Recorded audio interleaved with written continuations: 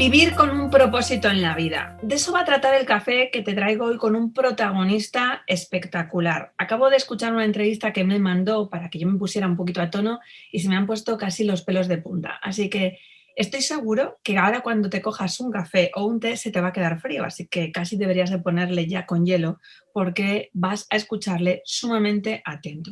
Fijaros que él no es una persona cualquiera, sobre todo por lo que marca, aunque tiene sus títulos, ¿no? Ha sido presidente en la Fundación Dinero y Conciencia, es conferenciante, consultor, formador en valores, lidera un proceso de formación y desarrollo en banca ética y en Latinoamérica y es miembro del Consejo Asesor de Theodore Banks. No me vengas diciendo ahora que banca y ética y te quites, tienes que escucharle y cuando le escuches, entonces me vas diciendo. Ha escrito 4 libros, aunque ya sé que ahora casi en Navidades estará a punto de sacar esa cuarta parte de la que nos tiene que, la segunda parte de una trilogía que nos tiene que contar.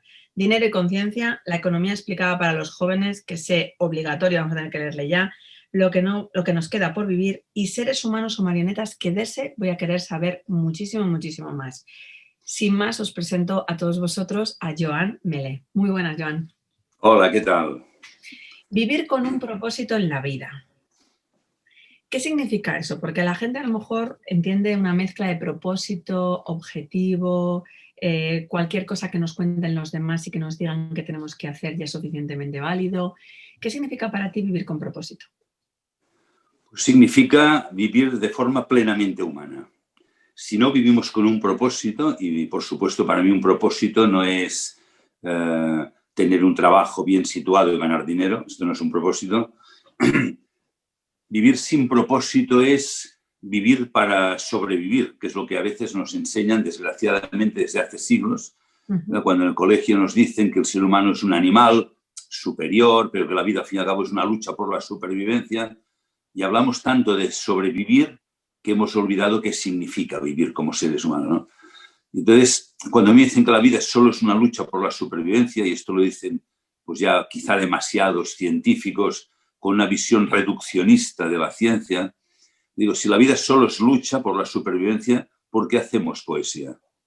¿Por qué hacemos música? ¿Por qué pintamos un cuadro, hacemos una escultura, construimos catedrales? ¿Qué tiene que ver la poesía con la lucha? Nada. Es la poesía, que es lo más elevado del ser humano en el arte, al menos yo lo veo así, lo más espiritual, nos muestra que el ser humano se eleva por encima de los otros reinos, del mundo animal, a un nivel en donde hacemos cosas que no son necesarias. Por eso son tan importantes. El arte es lo más sublime que puede hacer el ser humano porque no es necesario. Es decir, hemos salido del ámbito de la necesidad y entramos en el ámbito de la libertad, de la creatividad y del amor. Porque cuando uno pinta un cuadro o escribe una poesía, en el fondo lo que haces es algo que tú ya tienes, lo quieres compartir con los demás. Para mí, estas 3 facetas son lo que yo llamo la dignidad humana, la posibilidad de la libertad, ser libres de miedos. Ahora que todo el mundo vive con el miedo del virus y el coronavirus y a ver si nos vamos a morir. Les digo, no tengáis miedo, yo os aseguro que vamos a morir todos.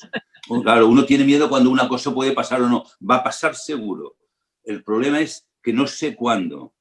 Y lo importante es, no sé si voy a vivir y mañana me muero, y esta es mi entrevista póstuma, o voy a vivir hasta los 100 años, me da igual. Lo importante es el tiempo que me ha sido concedido, qué quiero hacer con él.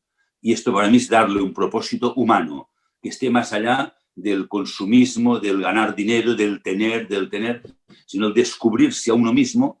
El autoconocimiento es la clave de la vida.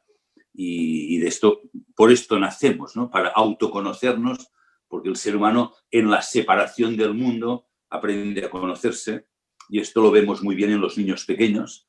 Cuando empiezan a tocar, todo lo tocan, pero no es lo mismo cuando me toco a mí mismo que cuando toco el mundo y empiezo a darme cuenta de que yo y el mundo somos algo separado.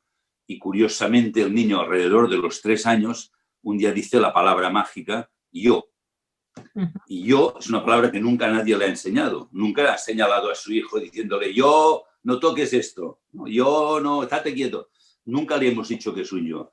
Pero al estar separado se descubre como un yo. Y esta es la clave del ser humano, un ser en donde la conciencia se individualiza, somos autoconscientes, podemos conocer el mundo y podemos decidir qué queremos hacer. Y esto es el propósito. O sea, el propósito es siempre plenamente espiritual. Todo lo que sea una vida apartada del autoconocimiento, de la realización, para mí no es una vida plenamente humana, ha sido una vida que nos hemos creído y nos hemos adaptado a lo que nos han dicho, que somos unos animales superiores y que tenemos que luchar. Y tanto es la pregunta clave, ¿no? El propósito de la vida. ¿Qué crees que es lo que hace que haya gente que no se marque ese proceso de propósito, ¿no? Porque hay gente que, como tú bien decías, que solo sobrevive, que está en la lucha y que no hay un propósito objetivo ni para su vida ni para poder ayudar a los demás. ¿Qué le impide hacer eso? Sí, sobre todo es el miedo, pero hay más. O sea, el ser humano, este es uno de los grandes misterios. El ser humano vive como hay dos grandes misterios a resolver, ¿no? Uno es el tema de la muerte. Y bueno, y el del nacimiento, ¿verdad? Tenemos el nacimiento y la muerte, yo les llamo los dos grandes portales porque nos comunican con una realidad que no conocemos, pero que podríamos conocer. Lo que pasa es que hay como un prejuicio, que la gente dice, bueno, nadie ha vuelto del otro mundo para contarlo, y en vez de decir, pues si existe otra realidad, yo no la conozco, pero me gustaría ver cómo se puede conocer, ¿no? Uh-huh. Claro, entonces si cierras la puerta al conocimiento, y esto ya viene de lejos, Immanuel Kant, el filósofo, ya decía, bueno, el ser humano no puede conocer la verdadera realidad, la esencia o la cosa en sí, que decía él. Sí, claro, si dices que no se puede conocer, pues es como si yo bajo la persiana digo, no, la luz del sol no existe, por lo tanto no vale la pena subir la persiana. Bueno, no sé, hombre, sube la persiana, ya veremos, ¿no? Entonces, el ser humano se encuentra entre estos grandes misterios, pero dentro llevamos dos grandes preguntas. Una tiene que ver con la muerte, ¿no? La muerte, yo sé que voy a perder el cuerpo, pero la pregunta es, ¿pero yo voy a seguir existiendo? ¿Seguiré teniendo la conciencia de mí mismo que tengo ahora?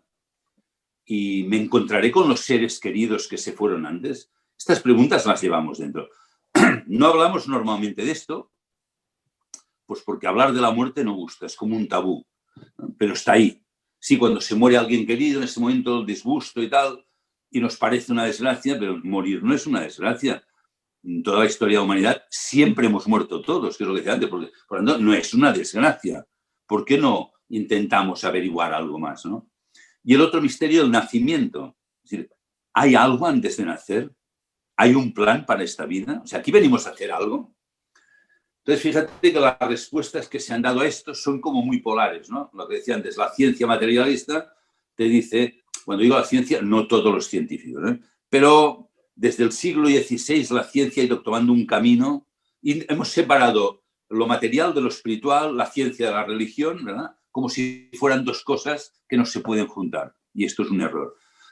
Y entonces la ciencia dice, no, el sentido de la vida es una casualidad, las células, ¿verdad?, o los genes se conectan por azar y sale una cosa o sale otra, y cuando te mueres se descompone todo. Y la vida, pues esto que decía antes, el único sentido es la lucha por sobrevivir, y sobreviven los más fuertes o los que se saben adaptar mejor.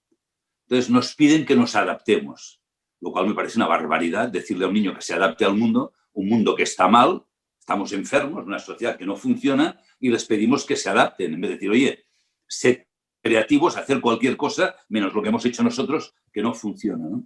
Entonces, si negamos el propósito de la vida, que la vida venimos aquí con un propósito, pero esencial, espiritual, pues tenemos el resultado. Hoy vivimos, pues hemos llevado la teoría de Darwin de los animales a los seres humanos. Vivimos en una sociedad, gente asustada.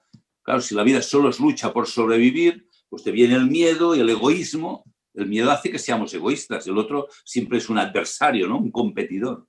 Uh-huh. Pero si te vas a la religión ha ido perdiendo su fuerza. Fíjate que religión viene de religar al hombre con su origen espiritual, y la religión tendría que dar un camino de vivencia espiritual. Pero ha perdido, por diversos motivos, y ahora no creo que tenga tiempo de explicarlo, pero ha ido perdiendo su fuerza de conexión y se ha quedado en el dogma.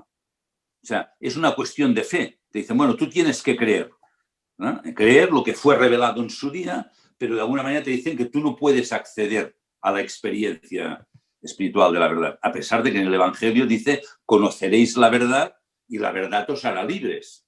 O sea, te está diciendo que podemos conocer la verdad, no creerla por fe, conocerla, que es muy diferente. y que aspiramos a la libertad.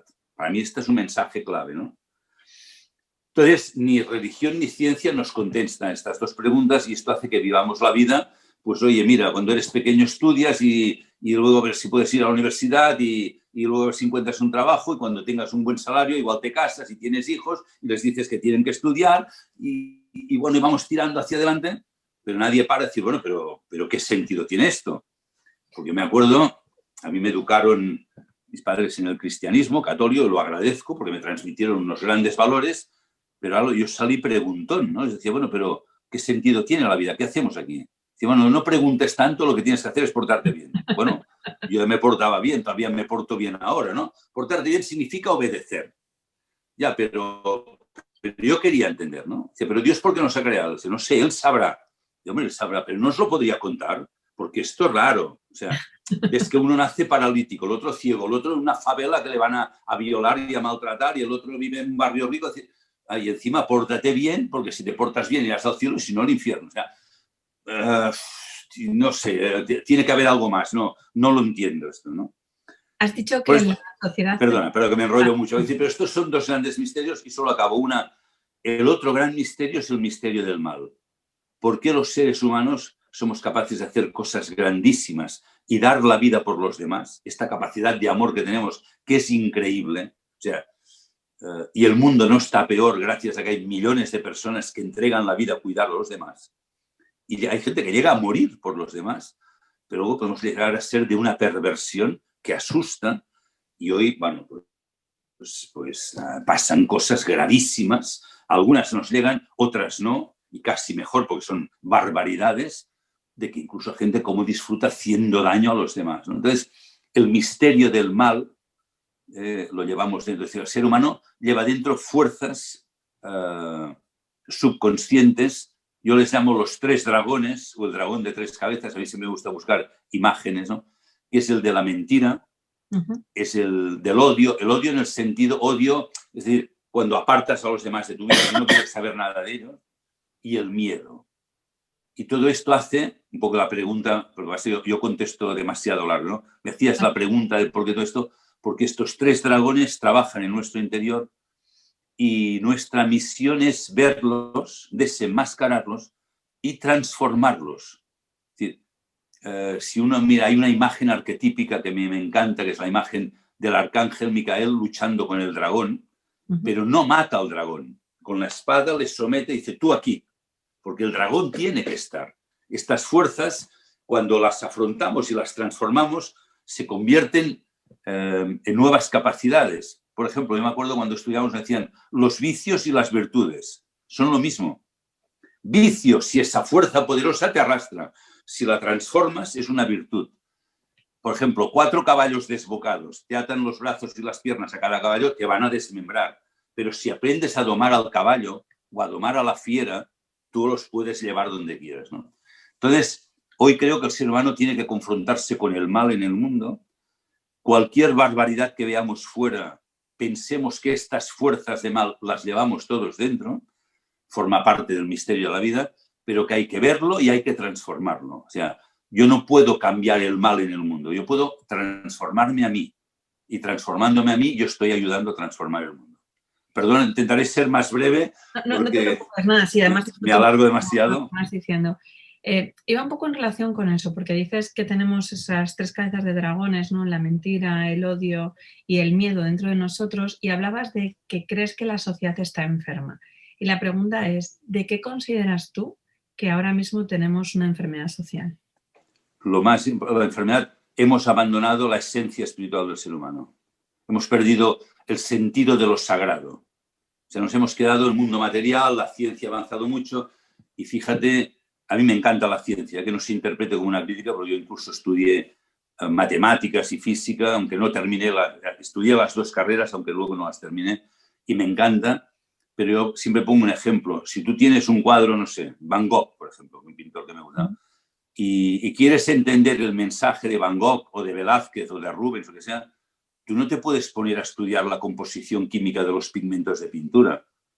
pues será muy científico, pero el estudio de los pigmentos no te dirá el significado de la imagen, ¿no? Entonces, queremos explicar el mundo estudiando los átomos o ahora las partículas subatómicas de los quarks y los bosones. Es que es una superstición científica. O sea, o como para entender una catedral, voy a descomponer la piedra a piedra y estudiando las piedras nunca sabré cómo se ha hecho la catedral. Entonces, hemos perdido el concepto de lo sagrado, de esa universalidad, de lo total, de lo espiritual.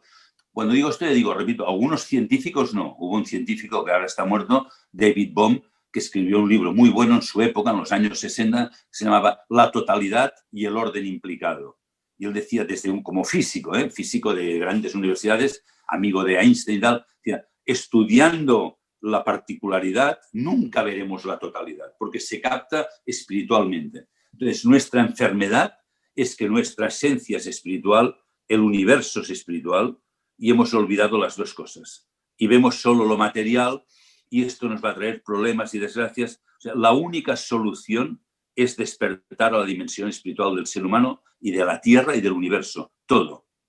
Vemos solo un aspecto de la realidad, pero como decía Goethe, lo visible solo es una visión de la realidad. La realidad es mucho más amplia. No nos sirve la tradición del pasado solo, porque las grandes tradiciones, las religiones, los libros sagrados, no solo libros, yo por ejemplo viajo mucho por Latinoamérica, todas las culturas de los pueblos originarios, desde los mapuches a los guaraníes o a los mayas, tenían una concepción de lo sagrado. Ellos lo cuentan en un lenguaje pues como de imágenes, bueno, como también está en el Antiguo Testamento, pero ellos vivían y viven, porque todavía he podido hablar con chamanes y tal, para ellos, o sea, ellos viven la realidad espiritual. La enfermedad de la humanidad hoy es que ha perdido la espiritualidad, incluso se niega. O sea, la culminación de esto es el siglo XIX y hay un representante, un filósofo, Friedrich Nietzsche, un hombre honesto, pero que su experiencia es Dios ha muerto. Esta frase de Nietzsche, Dios ha muerto, para él y para mucha gente porque ya no lo perciben, ¿no? Que luego fue muy divertido porque el día que murió Nietzsche salió una pintada en las paredes de Alemania que decía Nietzsche ha muerto, firmado Dios. Entonces, pero es la tragedia del ser humano. O sea, ha perdido la visión de lo espiritual, de la divinidad, de lo sagrado. Y entonces es urgente recuperar esto porque ninguna teoría económica, ni ningún partido político, ni nadie va a poder solucionar lo que solo cada uno en la intimidad de su interior, en un trabajo diario, igual que cada día desayunamos, almorzamos y cenamos, el ser humano necesita un tiempo diario de silencio, de meditación y de trabajo espiritual. Hoy estamos anémicos o anoréxicos espiritualmente hablando. Esta es la gran enfermedad del mundo. Antes me hablabas que en la trilogía nueva que tienes de Seres Humanos y Marionetas, que es la primera parte de trilogía, hablabas de cómo hacer desde un proceso de una novela, escuchar y desarrollar esa parte espiritual para la gente que es agnóstica, para la gente que no tiene esa idea de creencia de Dios, pero que sí que tienen que desarrollar toda esa parte espiritual para quitarse de esa anorexia o de esa anemia tan brutal como tú estás diciendo que tenemos ahora, para poder crecer entre todos como sociedad. ¿De qué va un poco el libro? ¿Qué nos va a aportar para aquellos que somos más agnósticos? Sí, el libro, bueno, yo no soy escritor, lo mío es hablar. Y cuando tengo gente podría estar horas hablando porque me encanta el encuentro humano. Y desde hace muchos años yo doy unos seminarios, desde hace muchos años les llamo talleres de conciencia, porque cuando un coche está averiado lo llevas al taller a reparar. Cuando la conciencia está averiada hay que llevarla a un taller de conciencia, porque me refiero a conciencia a nuestra manera de percibir el mundo. No percibimos la realidad, la percibimos fragmentada, lo que decían, separamos la materia del espíritu o incluso negamos el espíritu, ¿no? Entonces, en estos talleres que acostumbran a ser pues retiros de un fin de semana o dos, o de 4 o 5 días, depende, ¿no? Trabajando mucho con el método socrático, la mayéutica, hacer preguntas y preguntas y preguntas, y invitando a la gente a mirarse por dentro, pues me he encontrado experiencias muy interesantes con personas que estaban realmente perdidas, o sea, perdidas en el sentido, pues lo típico, cuando uno está desesperado, pues cae en la droga. ¿Por qué la gente se droga? La droga no da placer, la droga nos saca de esta realidad. O sea, el que se droga está buscando otra realidad, porque aquí no encuentra nada. Antes decía, ¿no? ¿Qué venimos a hacer esta vida? Llevamos dentro un propósito. Si no dedicas un tiempo a mirar dentro, a encontrar este propósito, vivirás siempre fuera, y esto provoca, pues, por ejemplo, que hoy la primera causa de muerte de los países más desarrollados es el suicidio. Aunque esto se oculta, hay como un pacto de silencio, porque cuando se cuenta hay más, o sea, mejor no contarlo. Pero el suicidio es una desesperación, o sea, y se suicida gente millonaria, ¿eh? Que lo tienen todo, material. Pero lo que llevaban dentro no han encontrado nada, es una desesperación profunda, ¿no? Entonces me he encontrado gente que después de pocas horas de charla haciendo algunas preguntas han tenido como un shock espiritual. Y tengo un amigo que ahora, bueno, sigue viniendo a cursos y tal, llevaba una vida que la tendría que contar él, ¿no? Pero bueno, las drogas era lo mínimo, ¿no? Y lo dejó todo, o sea, ni prueba una gota de alcohol ni drogas, una persona. Y me ha pasado con bastante gente y pensé, bueno, si esto funciona, pues igual lo voy a compartir, ¿no? Además me lo decían, pero ¿por qué no escribes? ¿Por qué no escribes? Y yo pensaba, pero es que una cosa es el encuentro humano que nos estamos mirando, que yo lo vivo, o sea, estoy transmitiendo todo mi ser en esa charla, y esto ponerlo en un libro. Y luego pensé, bueno, pues si lo pongo quizá como una narración de una persona que está en búsqueda de tal, no será tan teórico, porque lo que he visto es cuando alguien, la gente agnóstica, la gente que no quiere hablar de lo espiritual, en el fondo, creo que hay miedo a lo espiritual. Hay miedo. Entonces el miedo se presenta de muchas formas, a veces de forma muy racional. No, a mí esto no me interesa. Pues si no lo conoces todavía, como que no te interesa, si no me has dado tiempo ni a contarte nada. Y entonces pensé, si hago un ensayo, me discutirán si estoy de acuerdo o no estoy de acuerdo. Yo no tengo ganas de discutir, yo tengo ganas de compartir lo que es mi vida y que a mí me va bien, si a alguien le sirve. Y por eso lo puse en forma de relato. El nombre es este, ¿no? ¿Seres humanos o marionetas? Es una pregunta, este es el nombre de la trilogía, porque si lo decía antes, si no descubrimos nuestra esencia humana, nos van a manipular como nos están manipulando hoy, lo han hecho en el pasado diversos grupos que hay en el mundo de poder que sirven este tipo de dragones que te he dicho antes, por decirlo de una forma poética, ¿no? O sea, el mal existe en el mundo y nos obligará a tomar partido. O sea, hoy no se puede ser indiferente. Como decía un gran pensador inglés, Edmund Burke, para que el mal triunfe, solo hace falta que los buenos no hagan nada. Entonces, cuando hoy vemos los problemas del mundo, decir, ya, pero es que te toca a ti cambiar el mundo. Y para hacerlo, no mires el mal en los demás, piensa tú que puedes cambiar en ti mismo. Entonces, este es yo le llamo el combate espiritual. Y mi libro, el segundo, trata de este combate espiritual interior, no es exterior, interior, con las propias fieras y saber que además siempre tenemos ayuda del mundo espiritual para ese combate. O sea, por muy fuerte sea lo que vemos fuera, nada es superior a lo que puede hacer el ser humano cuando realmente está en armonía consigo mismo. Y es esto, la trilogía es esto. El primer volumen de la trilogía se llama ¿Y si? Es una pregunta que tiene que ver, no lo explico porque tiene que ver, se explica al final del primer volumen. Y el segundo se titula A fuego y espada, que suena como muy bélico, muy épico, pero tiene que ver con el fuego del espíritu. Para mí hay una imagen muy importante que la gente que tiene educación católica la reconocerá, que es la imagen de Pentecostés, que siempre se ha representado como una llama de fuego. El espíritu siempre se presenta con el fuego, ¿no? Cuando este fuego espiritual te entra dentro, luego puedes salir a través de la palabra. Entonces la palabra, o sea, el fuego hecho palabra, fíjate que el fuego tiene dos cualidades que son ilumina y da calor. La palabra compenetrada del espíritu puede iluminar a los demás, pero también dar mucha calidez de corazón que la gente lo necesita, ¿no? Esto es el fuego. Y la espada siempre representa la espada de la verdad y del coraje, no es la espada de la violencia. Por lo tanto, el segundo volumen, que a ver si ahora te he dicho, me voy a cerrar unos días para ver si lo adelanto o lo acabo, tendrá que ver con el combate interior. Y el tercero, que se llama Resistencia Espiritual, porque frente a la barbaridad que existe en el mundo hoy, que es como una especie de tercera guerra mundial disimulada, caos económico, caos social, o sea, hay muchísimo sufrimiento y tal, Y frente a algunas cosas que se están difundiendo, que las considero que son degradación de los valores, hay que crear un movimiento de resistencia espiritual. Se tardó mucho en reaccionar contra Hitler y el nazismo. Se le permitió llegar demasiado lejos. El Partido Nacional Socialista sale el año 1920 y a Hitler no se le combate hasta el 40 y pico. O sea, ¿por qué se le dejó llegar tan lejos, no? Qué barbaridad, 50 millones de muertos y tal. Y hoy pasa lo mismo. Algún día nuestros hijos o nietos nos dirán, pero ¿por qué dejasteis, por qué permitisteis todo esto sin hacer nada, ¿no? Entonces yo le llamo crear un movimiento de resistencia espiritual, pero espiritual. Es decir, personas que, transformando la conciencia, queremos crear una comunidad en el mundo. Yo le llamo también, esto lo estoy haciendo en mi trabajo, crear una red de conciencia mundial. Más allá de religiones, yo creo que tiene que haber algo que una a todas las religiones o que las una por encima, no tomando un poquitín de cada una, sino tomando lo que es común a todas, que es el ser humano.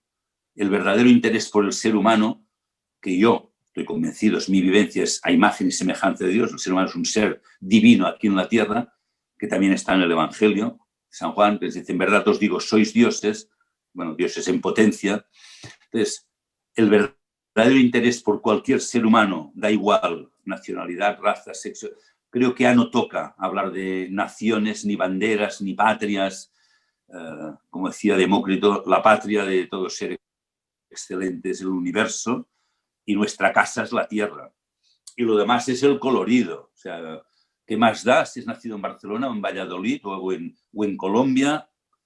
Me interesa a todo el mundo porque son seres humanos. Y esto para mí tiene que ser algo que en el futuro nos una en este combate. Pero repito, no es combate de violencia ni de gritos, no. Es un combate de resistencia interior y de colaborar. O sea, tenemos que crear alianzas entre los seres humanos y hacer cosas juntos, porque solos tampoco hay salida. Uno solo en casa se puede creer que es maravilloso. Y hay gente, yo tengo amigos que meditan mucho y cuando meditan se sientan en posición de flor de loto. Yo no podría, tengo las rodillas fatal y queman incienso y se ponen así, dicen aún, está bien. Pero al lado mejor tiene una persona que está sufriendo y no se han enterado. Pues igual menos meditación y menos, para mí la pregunta fundamental que deberíamos llevar es ¿qué necesitas? Frente a cualquier ser humano que nos encontremos, ¿qué necesitas? ¿Qué te aflige? ¿Qué puedo hacer por ti, ¿no? Y esto tiene que crear una nueva comunidad en el mundo, ya digo, que trascienda cualquier otra ideología. Yo es como veo, y esto es lo que intento explicar en estos 3 libros, ya digo, torpemente, porque no soy escritor, por lo tanto seguro que el que lo lea dirá, bueno, pues este hombre no escribe bien. Seguro que no. Pero... Bueno, al final el resultado es el que nos tiene que ayudar a crecer a nosotros. Si conseguimos esa alianza de conciencia en la que todos nos vamos ayudando unos a los otros, ¿contra qué fuerzas por lo menos nos vamos a resistir? No sé si luchar, pero sí resistir, porque has hablado que hay fuerzas que pueden provocarnos en nosotros que actuemos como marionetas y que nos dirijan. ¿Qué fuerzas crees que ahora mismo existen que tratan de controlarnos?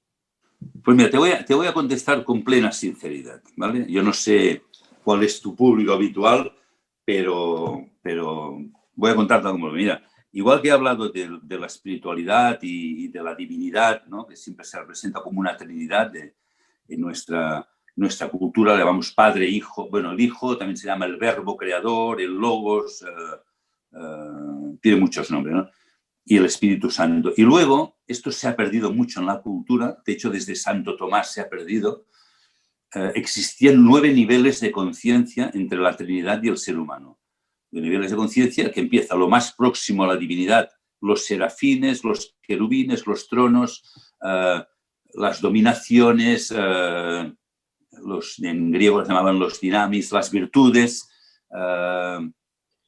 las potestades, los arcai, los arcángeles, los ángeles, 9 niveles de seres espirituales que colaboran con la divinidad en la creación del mundo y del universo.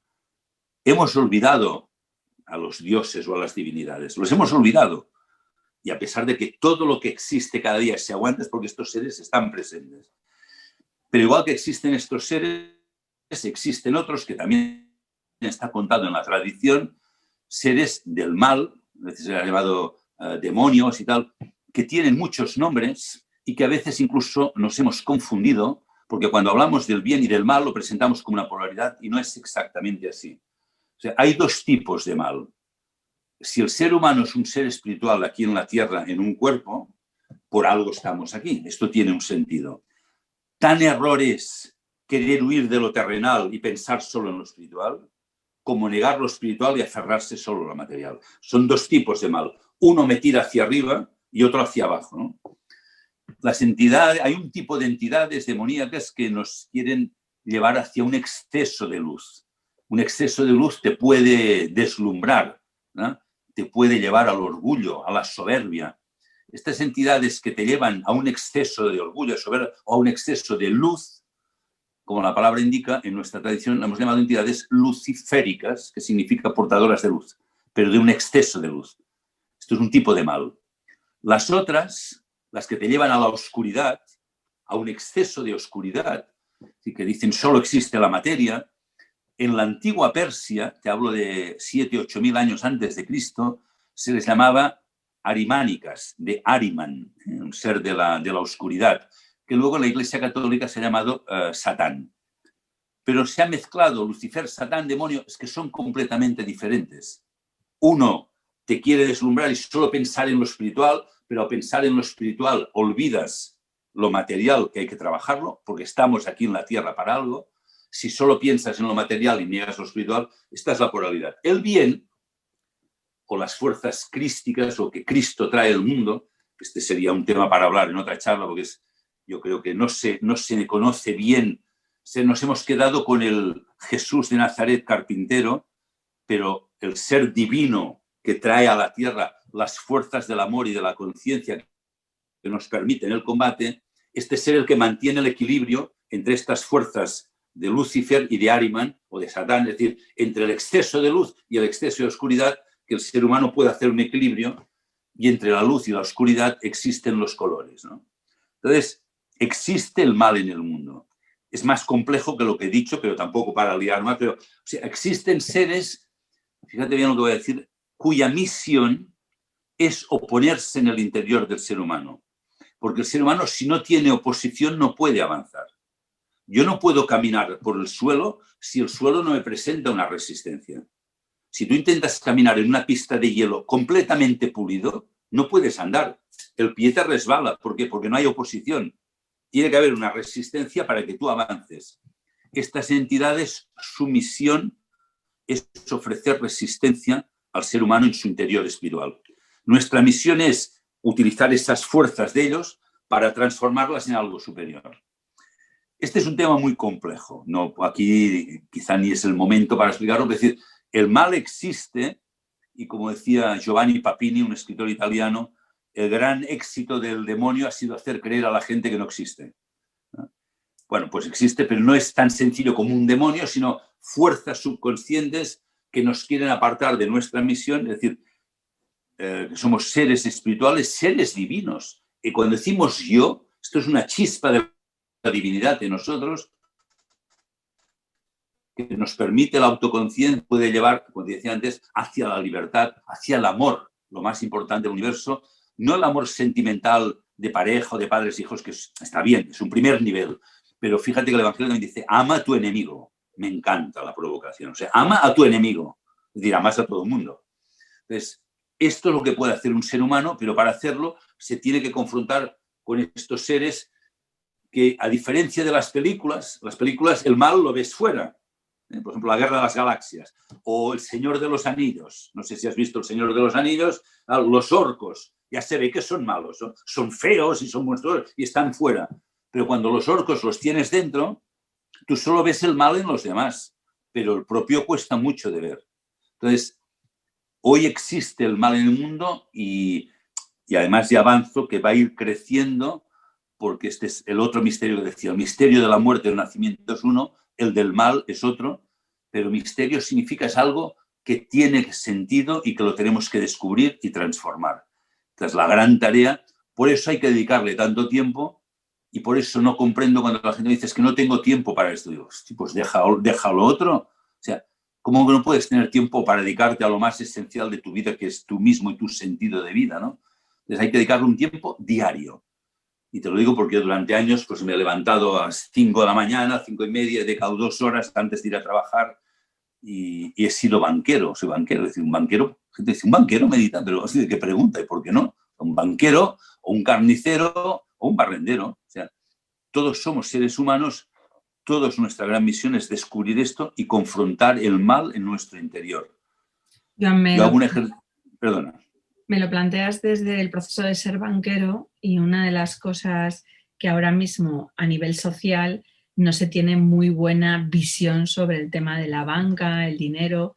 No sé si porque tenemos una creencia errónea sobre situaciones que han dado o porque hemos conseguido ver ciertas particularidades que han sucedido malas y lo que hemos hecho es generalizarlo. Sé que hablas de la banca y de la ética y además con una nueva propuesta de que podemos hacer otro tipo de crecimiento económico de una forma diferente, consciente y para poder ayudar a los otros. ¿Podrías indicarnos algo?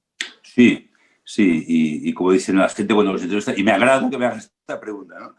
Porque, mira, precisamente yo utilizo muchas veces, con amigos o gente que me viene, nuestra relación con el dinero como un camino de autoconocimiento y transformación personal. Y también de este combate con el mal, ¿no? Porque, claro, la gente dice, banquero. En 50 años, la profesión de banquero ha pasado de ser una profesión de prestigio, un banquero, una persona seria, honesta, preparada, prestigio, a ser un insulto casi, ¿no? Banquero. Tú dices, las cosas que han hecho, no es que tengas una mala percepción, barbaridades. Y muchas cosas ni han salido a la luz, ¿verdad? Pero la pregunta es por qué lo permitimos. O sea, yo ahora ya llevo 40 y pico años en el mundo más o menos bancario, ¿no? Aunque ahora no estoy en el día a día a la banca, pero estamos creando la banca ética en Latinoamérica. Pero en los 30 años que trabajé en una caja de ahorros muy importante de aquí de Cataluña, nadie jamás me preguntó, oye, Joan, si yo te traigo el dinero a tu banco, ¿vosotros qué haréis con él? O sea, ¿a quién sirve mi dinero mientras yo no lo uso? Nadie me ha hecho esta pregunta. Cuando alguien me tenía el dinero, oye, ¿aquí cuánto me pagarás? ¿Cuánto ganaré? Siempre yo qué gano, cuánto me das, qué me regalas. Que las cajas de ahorros parecían un supermercado patético, regalando vajillas, cuberterías, sartenes, televisores. O sea, ¿pero esto qué es? Sí, hombre, claro, tráeme tu dinero, que mira, si están contentos que te regalan lo que sea. Pero la responsabilidad no es de los banqueros solo. O sea, si tú llevas el dinero al banco y a cambio de un regalo, de un tipo de interés, le permites que haga lo que quiera con tu dinero, tú eres corresponsable de lo que tu dinero hace en el mundo. El banco no guarda el dinero, ¿eh? El banco invierte. Y el banco invierte en cosas que no tienes ni idea y que si lo supieras, quiero pensar que dirías, hostia, con mi dinero no lo voy a permitir. Pero lo peor que hacen hoy el sistema financiero mundial, desde hace ya, estalló en el 2008 la crisis y ahora seguimos repitiendo porque nos escarmentamos, piensa que cada día más del 99% del dinero que circula en el mundo cada día en el sistema financiero, más del 99% es especulación. Detrás no hay nada, nada. Pero existen miles de proyectos buenísimos que generarían puestos de trabajo y los bancos no les quieren financiar. Y claro, el sistema financiero es una burbuja, va hinchándose, revienta. Cuando revienta, pagamos con dinero público, diciendo que lo hacen para salvar a los ahorradores. No, se salva a los grandes accionistas millonarios. Los ahorradores normales, el dinero estaba cubierto con el fondo de garantía. O sea, se miente. Recuerda a los dragones. Mentira. Cuando he dicho odio, podía haber dicho poder. Es lo mismo. Es que yo quiero acumular dinero, quiero acumular, porque si tengo dinero tengo poder sobre los demás. Es lo contrario del amor. Cuando quiero acumular dinero, quiero acumular poder, pero en el fondo uno cuando quiere poder es porque tiene miedo. Cuando tú estás bien no quieres tener poder, quieres tener armonía con los demás. Cuando uno no está seguro y tiene miedo de que otros ejerzan poder sobre él, quieres tener poder sobre los demás. Y esto pasa con el dinero. Y la gente es ambiciosa. O sea, pues en este banco me pagan el 3%, en el otro el 5%. Me voy al que me pagan el 5%. Ya, pero te pagan el 5% haciendo que, no sé. Ya, pues deberías saberlo. Entonces, esto hizo que ya en los años 60 del siglo pasado naciera este concepto de banca ética, de un banco que define cuáles son mis criterios a la hora de financiar empresas. O sea, a la hora de hacer negocios, en qué voy a invertir y por qué, y en qué no y por qué, hay que explicarlo. Y luego transparencia radical. Fíjate bien, los bancos no tienen dinero. Los bancos gestionan nuestro dinero. Porque a veces parece que el dueño sea el banquero. Vas allí a pedir tu dinero y parece que te hagan un favor. No, perdón. El banco solo gestiona nuestro dinero. Por lo tanto, los clientes tienen el derecho y la responsabilidad de saber qué está haciendo el banco. Y te aseguro que nadie lo sabe. Y por eso se creó la banca ética, algunas entidades diferentes en el mundo. En los años en el que yo trabajé, Triodos Bank, que existe también en España. Triodos Bank nació en Holanda en 1971, se extendió por Europa y en España se inauguró servicios centrales en noviembre de 2004 y en 2005 empezamos a abrir sucursales, que por cierto en Valladolid también hay una. Y es decir, te da el mismo servicio que cualquier banco, pero sabes qué está haciendo el banco con tu dinero. Bien, yo cuando comencé, pedí, no te exagero, he dado unas 2000 conferencias en España explicando esto y la conciencia del dinero y tal. La gente entusiasmada, entusiasmada. Terminaba la conferencia, venían a abrazarme. Imagínate, a un banquero. Pero no para estrangularme, sino, de verdad, enhorabuena, te felicito, me has emocionado, me has llegado al corazón, ánimo, yo te apoyo. Digo, sí, qué bien, o sea, mañana te harás cliente. Bueno, cliente no lo sé, pero yo te apoyo. Pero entonces, ¿de quién es cliente? No, del Banco de Santander. Pues prefiero que apoyes al Banco de Santander y te hagas cliente mío. O sea, ¿cómo que me apoyas a mí y llevas el dinero a otro? ¿Qué significa apoyar? La pregunta es, ¿qué más tendrían que hacer los bancos de lo que han hecho? Porque me has dicho, es que han hecho barbaridades. Entonces, ¿qué más? ¿Hasta dónde estamos dispuestos a aguantar? O sea, ¿qué más nos tendrían que hacer? Porque digamos, basta, saco el dinero, lo llevo a la banca ética. Entonces, sorprendentemente para mí, que yo pensaba que a estas alturas tendríamos 2 o 3 millones de clientes, hay entre 250.000 y 300.000 en España solo. Sigue creciendo, pero despacito, porque nos da pereza, y luego vienen las mentiras, la mentira genera mucha duda. La gente me dice, pero este banco seguro, digo, hombre, este sí, los otros ya lo has visto. O sea, este sí, porque no especula, solo invierte en economía real. La primera ética es no pongas en riesgo el dinero de la gente. Pero es igual, o sea, nos encanta quejarnos de los demás. Lo que te decía antes, vemos el mal en el mundo, pero lo que yo estoy haciendo mal, nadie se siente responsable cuando un banco ha hecho una barbaridad. Fíjate tú, los bancos, pero lo están haciendo con tu dinero. O sea, ¿por qué lo permites? O sea, ¿qué le exiges al banco cuando vas allí? Aparte que te dé la máxima rentabilidad. Que ahora encima no hay ni rentabilidad ni hay nada. O sea, pero vamos aguantando. O sea, se ha creado una situación de que somos como espectadores de la vida. Nos hemos pasado la vida delante del televisor con el mando a distancia o la pantalla y el mundo viene a nosotros y nosotros vamos mirando y no puede ser.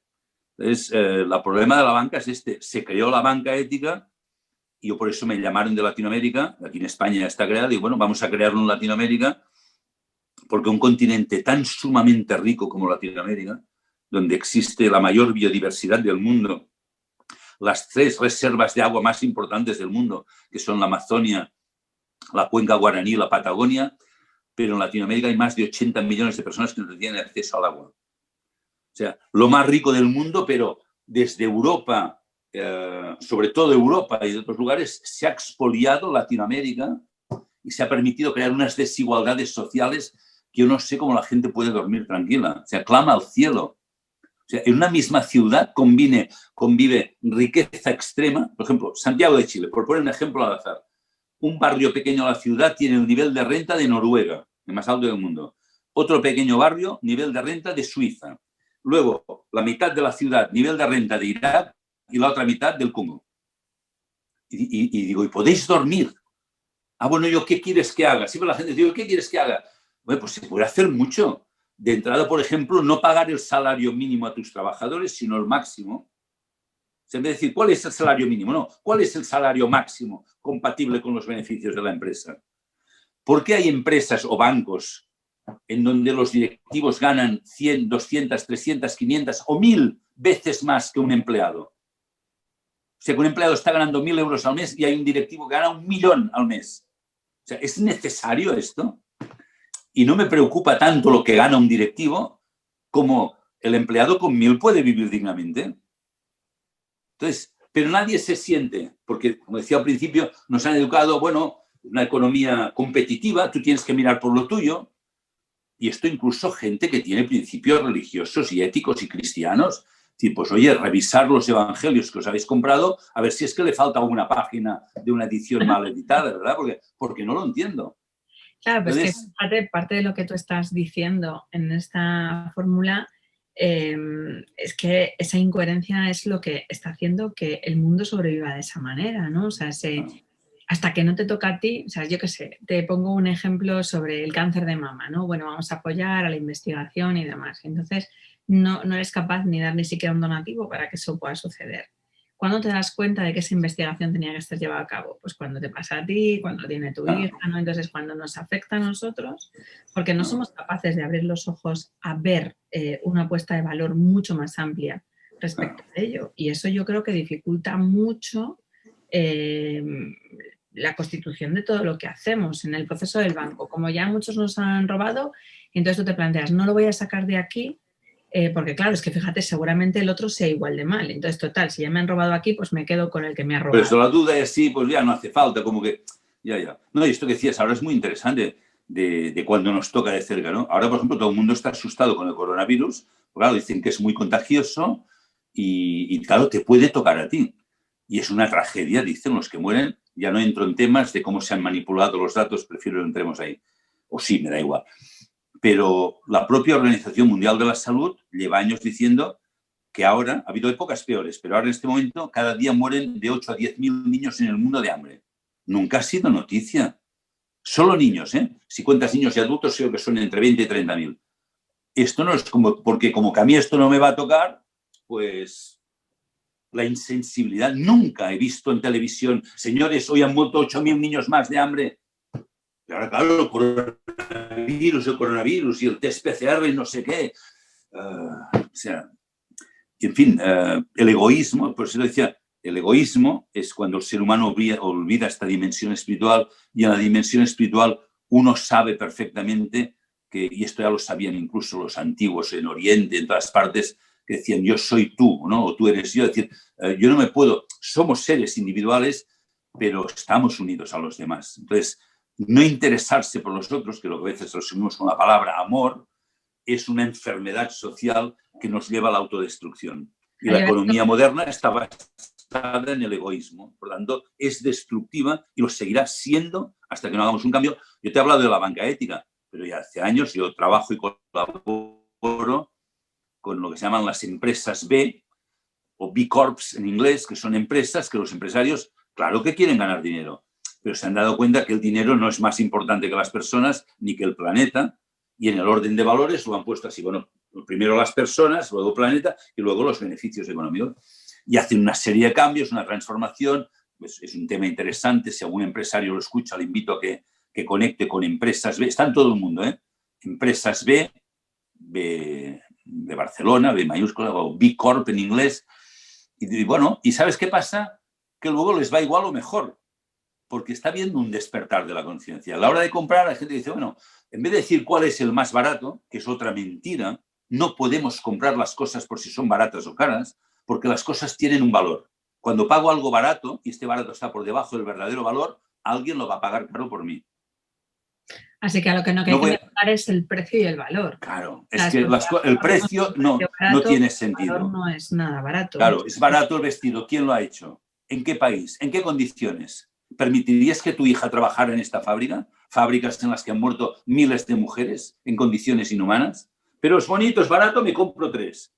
Pues estás contribuyendo a que esto siga funcionando. O a lo mejor de una manera de producción que contamina. Pues si queremos cambiar el mundo, no podemos seguir viviendo tranquilamente. ¿Verdad? La gente dice, sí, Joan, es que tú propones complicar mucho la vida, ¿no? Complicarla no. Propongo que nos impliquemos en la vida. No podemos decir, yo no sabía, pues tienes que saber qué es lo que compras, qué es lo que comes.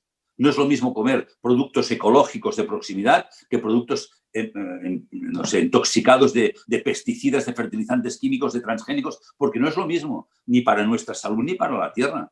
Entonces, este futuro combate que viene pasa por el despertar de la conciencia y para que cualquier ser humano sea tan importante para nosotros como nuestros hijos. El amor tiene que ampliarse a la humanidad, no puede ser solo el amor encerrado en la familia. ¿Crees que lo verán nuestros nietos la posibilidad de ver que el mundo pasa a ser consciente? el mundo, ¿eh? No unos cuantos Yo te rebeldes. diré, por lo que de mí dependa, yo voy a luchar hasta que me muera para que sea así. O sea, yo no, es decir, cuando te piensas retirar, jamás. Dice, ¿pero a qué dedicas el tiempo libre? Cuando hago trabajo, yo soy libre. No tengo que separar entre tiempo tal y tiempo libre. Soy libre siempre. Hombre, a veces necesitas un poco de descanso. Pero yo me he comprometido hace tiempos a luchar por una dignidad humana hasta que me muera. Entonces, no sé lo que verán nuestros nietos, pero si me preguntan un día, les diré, yo hice todo, pero la palabra es todo, absolutamente todo lo que pude para transformar esto. Y esta es la pregunta. No sé si se podrá o no, pero tú a qué lado te apuntas, a esperar a ver qué es lo que viene, qué es lo que pasa o qué es lo que dicen, o a poner todo tu empeño para cambiar esto. Yo tengo claro que estoy en el empeño. Voy a dejarlo como todo, como tú, en ese todo. Yo creo que la tribu que nos está escuchando ahora mismo en Viven harán lo mismo que tú, porque a pequeños granitos, al final, como dicen, se llena el granero, ¿no? O algo así. Entonces, si cada uno aportamos una parte, la modificación del cambio del mundo va a llegar, pero necesitamos ese proceso. No, y lo bueno también, yo siempre lo digo, se puede contagiar. Ahora que hablamos de pandemias o de epidemias, yo siempre digo, no es una palabra adecuada, pero es igual, para provocarlo, digo, podemos crear una epidemia de conciencia, de entusiasmo, de coraje, de compromiso con la humanidad. Esto también se contagia. Por lo tanto, lo malo ya lo sé, pero ¿y lo bueno? Pues contagiemos lo bueno, ¿no? O sea que no esperemos a que los demás, no hace falta. O sea, todo lo que necesitamos para hacer esto, toda la ayuda espiritual, toda la fuerza, ya la llevamos dentro. Por lo tanto, es dentro donde vamos a encontrar este fuego para transformar. Pues vamos a quemar el mundo, porque hay muchos fuegos que se pueden encender y luego ya veremos cómo se van caldeando, infectando, haciendo virales. Joan, ha sido un placer haberte tenido aquí con nosotros. También para mí. En este espacio en Viven, sobre todo abriendo conciencias y haciéndonos darnos cuenta que esas tridentes, y me voy a quedar con esta cabeza de 3 dragones, la podemos tener también dentro de nosotros y que ese miedo, esa ira, esa rabia que tenemos, incluso la mentira, pueden formar parte de nosotros y solo depende de nosotros que consigamos doblegar a ese dragón simplemente pues con nuestro cariño, nuestro amor y sabiendo que estamos en este mundo con un propósito y una misión. Ha sido genial la conferencia, Joan, y yo estoy segura que vas a tener que cogerte ya las vacaciones de carnavales, que suelen ser por febrero o así, ¿no? Para ir cogiendo no la segunda parte, sino que hagas la tercera parte del libro, de ahí de Somos Humanos o Marionetas, porque querremos terminar los libros, te va a tocar currar un poquito más. Bueno, lo haremos. Sí, sí. Muy bien, muy bien. Ha sido un placer para mí también. Mil gracias. Pues chicos, ya lo habéis oído, ahora os toca a vosotros, te toca compartir, porque aquí llegamos a unas 5.000 personas más o menos, pero ¿y si en vez de este capítulo que lo escuchen 5.000, lo escuchan 15.000 y hacemos que 15.000 personas sean conscientes de que podemos abrir los ojos y que depende de nosotros? Pues será fantástico y bárbaro. Ya sabes que puedes encontrarnos en enviden.com, en rosamontana.com y que tú puedes cambiar las cosas si tú quieres. Empieza por ti. Yo te voy a esperar. ¿Dónde? En el siguiente café.